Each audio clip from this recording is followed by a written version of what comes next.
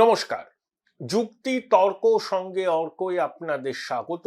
আপনাদের সঙ্গে আমি অর্কপ্রভ সরকার। ইউরোপীয় ইউনিয়নের সঙ্গে দীর্ঘ 2 দশক বিস্তর আলাপ আলোচনার পর ভারত মুক্ত বাণিজ্য চুক্তি স্বাক্ষর করেছে। সেখানে কি বলা আছে সে নিয়ে আমি আজকে আর কিছু বলছি না, আমি আগেও একটা প্রতিবেদন করেছিলাম। 2রা ফেব্রুয়ারি ভারতীয় সময় মধ্যরাতে, 3রা ফেব্রুয়ারি পড়ে গেছে, ডোনাল্ড ট্রাম্প ঘোষণা করলেন যে ভারত এবং আমেরিকার বাণিজ্য চুক্তি হয়েছে এবং ভারতীয় পণ্য আমেরিকায় গেলে 18% শুল্ক দিতে হবে।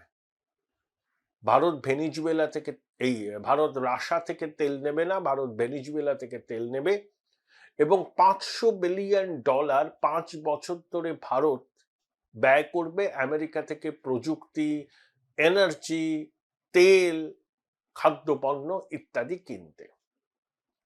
তার আগেই ভারতে নিযুক্ত আমেরিকার রাষ্ট্রদূত সার্জিও গোরে ইন্ডিয়া টুডের একটা ক্যাপশন ছিল, মুভার্স অ্যান্ড শেকার্স, সেটাকে এক্স হ্যান্ডেলে পোস্ট করেছিলেন, বলেছিলেন স্টে টিউনড।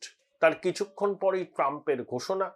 তারপর নরেন্দ্র মোদী জানালেন যে ভারত এবং আমেরিকার মধ্যে বাণিজ্য চুক্তি সম্পাদিত হয়েছে। অবশ্যই আসার খবর। এখন চুক্তির নিটিগ্রিটি আমাদের সামনে আসবে, কিন্তু চুক্তির একটা পজিটিভ ইম্প্যাক্ট 3রা ফেব্রুয়ারি ভারতের শেয়ার বাজারে দেখা গেছে এবং সূচক এবং নিফটি ঊর্ধ্বগতি আগামী কয়েকদিনেও অব্যাহত থাকবে বলে মনে করা হচ্ছে। The mother of all deals, যেটা ইউরোপীয় ইউনিয়নের সঙ্গে ভারত করেছিল, তারপরে দীর্ঘ টালবাহানার পর আমেরিকার সঙ্গে ভারতের বাণিজ্য চুক্তি হলো। রাশিয়া থেকে তেল কেনার জন্য 25% শাস্তিমূলক শুল্ক চাপিয়েছিল, যদিও আমেরিকা জানিয়ে দিয়েছে ভারতের থেকে যেগুলো আমেরিকায় যাবে তার জন্য 18%ই শুল্ক দিতে হবে, অর্থাৎ শাস্তিমূলক শুল্কটা প্রত্যাহার করা হয়েছে। বিনিময়ে ভারত রাশিয়া থেকে তেল কিনবে না, এই বিষয়ে কথা দিয়েছে। অবশ্যই একটা উল্লেখযোগ্য ডেভেলপমেন্ট। একটা বিশ্ববাজারে টালমাটাল হয়েছিল, ভারত আমেরিকার বাণিজ্য চুক্তি হচ্ছে না, ট্রাম্পের শাস্তিমূলক শুল্কের প্রভাব তো ভারতের অর্থনীতিতেও পড়েছিল, ভারতের শেয়ার বাজারেও পড়েছিল। আরো কিছুদিন লাগবে এই চুক্তির অভিঘাত কতটা হলো তা বুঝতে। এখন সবেমাত্র 2 রাষ্ট্রপ্রধান জানিয়েছেন যে চুক্তি স্বাক্ষরিত হয়েছে। চুক্তির সম্পূর্ণ বয়ান যখন সামনে আসবে, তার ফাইনাল অ্যাসপেক্ট গুলো বিচার করলেই আমরা বুঝতে পারবো। আজকে আমার প্রতিবেদন এসআইআর নিয়ে নয়, আইপ্যাক নিয়ে নয়, তৃণমূল কংগ্রেস বিজেপির সংঘাত নিয়ে নয়। 3রা ফেব্রুয়ারি আনন্দবাজার পত্রিকাটি খবর বেরিয়েছে বাইলাইনে যে 26/11 মাস্টার মাইন্ডদের কয়েকজন নাকি এই মুহূর্তে ঢাকা শহরে আছে। মানে মুম্বাই হামলা 26/11, তার মাস্টার মাইন্ডের কয়েকজন এই মুহূর্তে নাকি ঢাকা শহরে আছেন। ওই প্রতিবেদনে একটি ফ্লাইট নাম্বারের উল্লেখ করা হয়েছে, বিমান বাংলাদেশের, যেটা 30শে জানুয়ারি ভোর 4:20 নাগাদ ঢাকার শাহজালাল আন্তর্জাতিক বিমানবন্দরে নেমেছিল করাচি থেকে। সেখানে সাধারণ যাত্রীর বেশে এমন 11 জন নাকি ছিলেন, ওই প্রতিবেদনে দাবি করা হয়েছে তারা 26/11 ওই ঘৃণ্য অপরাধের পিছনের মস্তিষ্ক এবং কয়েকজন শীর্ষস্থানীয় লস্কর জঙ্গি। দীর্ঘদিন বাদে পাকিস্তান এবং ঢাকার মধ্যে সরাসরি বিমান চলাচল শুরু হয়েছে। করাচি ঢাকা অনেকদিন বন্ধ ছিল এবং চট্টগ্রাম বন্দরে পাকিস্তান থেকে পণ্যবাহী জাহাজ আসছে এবং সেখানে কন্টেনার যখন নামানো হচ্ছে, সেই কন্টেনারে কি আছে সেটাও দেখছে না বাংলাদেশের কর্তৃপক্ষ। আপনাদের মনে আছে 2004 সালে ওই কর্ণফুলী জেটিতে অস্ত্র নেমেছিল। জামাতের তৎকালীন আমির, তখন বিএনপি জামাত জোট সরকারের শিল্পমন্ত্রী ছিলেন এবং বাংলাদেশের তখন স্বরাষ্ট্র উপমন্ত্রী ছিলেন লুৎফুজ্জামান বাবার। তারা দুজনেই শাস্তি পেয়েছিলেন। অর্থাৎ কন্টেনার ভর্তি অস্ত্র এসেছিল উত্তর পূর্বের বিচ্ছিন্নতাবাদীদের হাতে তুলে দিতে। তারপর তো 2009 সাল থেকে টানা আওয়ামী লীগের সরকার। বাংলাদেশের মাটি থেকে সত্যি জঙ্গি জেহাদি কাজকর্ম অনেকটাই নিয়ন্ত্রণ করা গেছিল। কারণ শেখ হাসিনার শাসনকালে বাংলাদেশে, আপনাদের তো মনে আছে, ওই একটা কাফেতে সাংঘাতিক ঘটনা ঘটল, অনেকজন মারা গেল গুলশান অঞ্চলে। আমি কাফেটার নাম এই মুহূর্তে মনে করতে পারছি না, 2015-16 সালের ঘটনা। তখন তদন্ত হলো, তখন দেখা গেল যারা এই জঙ্গি হামলাটা করেছে হোলি আর্টিজান কাফে, তারা বাংলাদেশের সম্ভ্রান্ত পরিবারের সব ছেলে, তাদের বিদেশি বিশ্ববিদ্যালয়ের ডিগ্রি আছে, তারা র্যাডিক্যালাইজড হয়ে গেছে। তারপরে আবার জঙ্গি নিয়ন্ত্রণে আরো কড়াকড়ি হয়, দুদেশের মধ্যে নিয়মিত সমন্বয় হতো গোয়েন্দা সংস্থার মধ্যে। কিন্তু 2024-এর 5ই অগস্টের পর বাংলাদেশ কার্যত জঙ্গি জেহাদিদের দখলে চলে গেছে। আন্তর্জাতিক খ্যাতিসম্পন্ন বাটপার, নোবেলের শান্তি পুরস্কার জয়ী ইউনূস ঘোষিত ভারত বিরোধী, গণতন্ত্রের শত্রু, মুক্তিযুদ্ধের শত্রু, পাকিস্তানের পা চাটা দালাল এবং ওর সাঙ্গপাঙ্গ, বিশেষ করে আসিফ নজরুল, সেটা হচ্ছে আরো বড় দালাল, জঙ্গিদের ধর্মপিতা। এখন ঢাকায় অবস্থিত পাকিস্তান হাই কমিশনে কর্মচাঞ্চল্য। চট্টগ্রামে নাকি ইউনূস পাকিস্তানের সহযোগিতায় অস্ত্র কারখানা করবে, এবং ওই প্রতিবেদনে যেভাবে বিমান নম্বর দিয়ে 11 জনের নাম বলা হয়েছে এবং তাদের পাসপোর্ট উল্লেখ করা হয়েছে, বলা হচ্ছে তারা লস্কর জঙ্গি এবং 26/11 মাস্টার মাইন্ড, অর্থাৎ বাংলাদেশের মাটিকে ব্যবহার করে ভারতে সন্ত্রাসী কাজ চালাবার পরিকল্পনা করছে পাকিস্তানের মাটিতে ঘাঁটি গাড়া এবং পাকিস্তান এস্টাবলিশমেন্টের প্রশ্রয়ে লালিত পালিত জঙ্গি গোষ্ঠীগুলো। আপনাদের মনে আছে পাকিস্তানের সেনাপ্রধান ফিল্ড মার্শাল আসিম মুনির কি বলেছেন?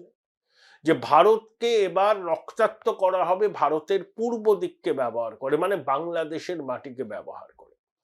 এবং ইউনূস জঙ্গি জেহাদিদের রেড কার্পেট বিছিয়ে দিয়েছে। শেখ হাসিনার পুত্র সজীব ওয়াজেদ জয় 2রা ফেব্রুয়ারি কলকাতার একটি সাংস্কৃতিক কেন্দ্রে আমেরিকা থেকে ভার্চুয়াল মাধ্যমে যুক্ত হয়েছিলেন। আমাদের বিজেপির প্রাক্তন রাজ্যসভার সাংসদ বিশিষ্ট সাংবাদিক স্বপন দাশগুপ্তর একটি সংস্থা আছে খোলা হাওয়া, সেখানে তিনি বক্তব্য রাখেন। দীপ হালদার সমূহ অনেকেই উপস্থিত ছিলেন। সেখানে বলেছেন যে বাংলাদেশটা পুরোপুরি জঙ্গি জিহাদিদের হাতে চলে গেছে এবং ভারতকে রক্তাক্ত করার পরিকল্পনা করছে।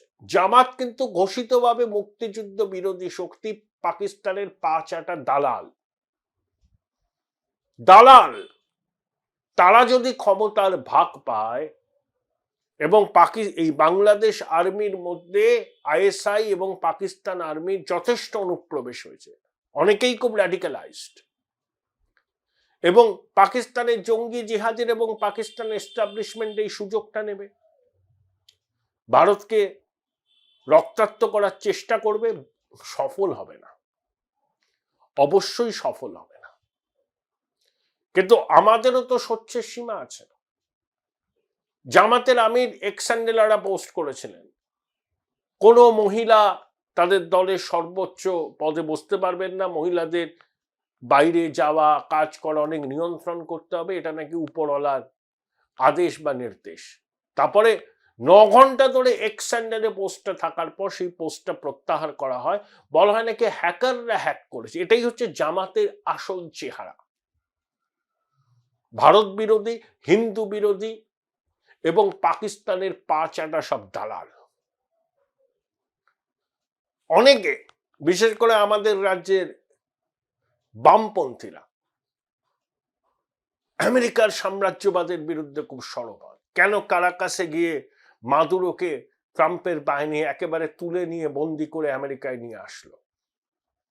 কারণ ভেনিজুয়েলা আমেরিকার অস্তিত্বের পক্ষে বিপজ্জনক হচ্ছিল। মাদক চলাচল, মনরো ডক্ট্রিনে কি বলা আছে, ওয়েস্টার্ন হেমিস্ফিয়ারে আমেরিকার আধিপত্য, সেটাই ডোনাল্ড ট্রাম্প প্রতিষ্ঠা করতে চাইছেন। বিতর্ক হয়েছে, কিন্তু আমেরিকার সার্বভৌমত্বটা কিন্তু এবং তার সুরক্ষা ট্রাম্প নিশ্চিত করতে চাইছেন। কঠোর পদক্ষেপ নিলে বিতর্ক হবে। আচ্ছা, চীন যেভাবে তিব্বতকে গায়ের জোরে দখল করে রেখেছে, অনেকে প্রতিবাদ করেন চীন কি সেই জায়গা থেকে সরে এসছে?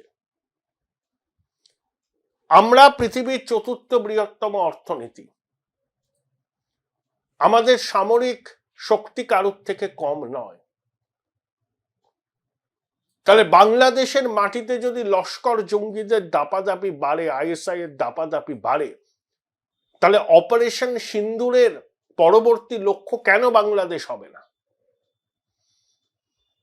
ভারত সরকার এবং ভারতের গোয়েন্দা সংস্থা যদি নির্ভরযোগ্য সূত্র মারফত জানতে পারে যে এখানে জঙ্গিরা ঘাঁটি গাচ্ছে, অস্ত্র প্রশিক্ষণ নিচ্ছে, ভারতকে হামলা করার পরিকল্পনা করছে, চিকেন নেককে আক্রমণ করার পরিকল্পনা করছে, তাহলে আমাদের পরবর্তী অপারেশন সিন্দুর হবে বাংলাদেশে। তাহলে আমার দর্শকরা বলুন তো, বাংলাদেশকে কতক্ষণ লাগবে হাঁটু মুড়ে বসে ক্ষমা চাইতে? আমার তো মনে হয় 5 মিনিট। মাতৃজঠরের লজ্জা জঙ্গি নেতা ইউনূস, কান খুলে শুনে রাখ। বাংলাদেশের মাটিকে যদি ব্যবহার করার সুযোগ দিস জঙ্গি জিহাদিদের, পরিণাম ভয়ঙ্কর হবে। আমরা প্রতিবেশীর সঙ্গে সহজ স্বাভাবিক সম্পর্ক রাখতে চাই। ভারত দিয়ে ঘেরা তোরা, বেশি